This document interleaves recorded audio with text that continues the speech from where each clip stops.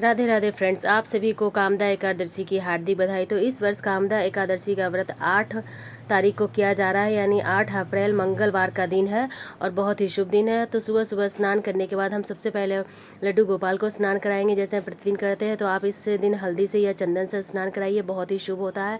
ध्यान रखिए कि उनकी आँखों में ना जाए हल्दी और चंदन। उसके बाद हम उन्हें अच्छे से स्नान कराते हुए जल से स्नान करा लेंगे, हो सके तो गंगा जल भी मिला लीजिए। उसके बाद हम उनका अंग पोषण करेंगे और इस जल को हम किसी भी पौधे में सींच देंगे। अंग पोषण करके हम उनका सुंदर सा श्रृंगार करेंगे, हो सके तो पीले रंग का ही वस्त्र पहनाइए। और लड्डू गोपाल का सुंदर सा श्रृंगार करके हम यह पूजा घर के मंदिर में ही करेंगे, हो सके तो आप भी पीले रंग का ही वस्त्र पहनिए।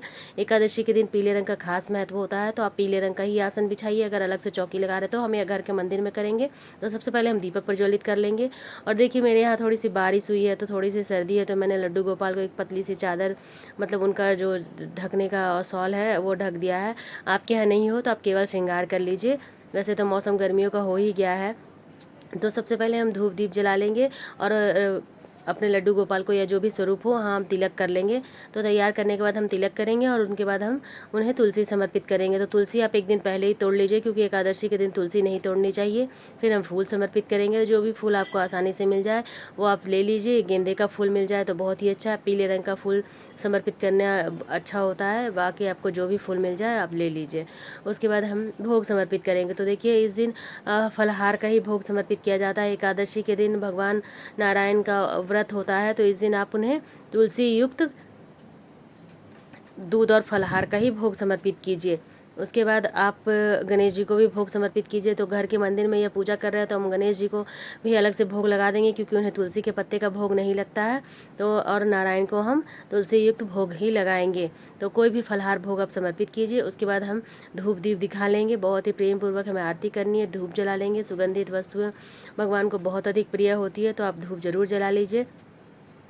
और उसके बाद हमें देखिए थोड़े से तिल लेने हैं, तिल को हम दीपक में डाल देंगे। और तिलक लगाते समय भी हम तिल लगाते हैं और दीपक में हम थोड़े से तिल डालेंगे, क्योंकि बोलते हैं तिल जितना चटकता है हमारे कष्ट उतने ही दूर होते हैं। तो दीपक में हम थोड़ा सा तिल डालकर उसके बाद हम हस्त आरती देंगे, आरती कर लेंगे। गणेश जी की आरती करेंगे, नारायण की आरती करेंगे।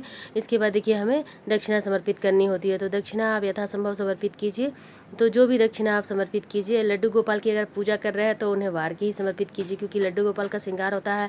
तो जैसे प्रतिदिन माँ अपने बच्चे को टीका लगाती है नज़र उतारने के लिए, वैसे ही हमें लड्डू गोपाल को वार के ही समर्पित करना होता है। तो इस तरह से हमें एकादशी की पूजा करनी है। कामदा एकादशी का व्रत सबको जरूर करना चाहिए, मनोकामना की पूर्ति के लिए होता है, बहुत ही शुभ होता है।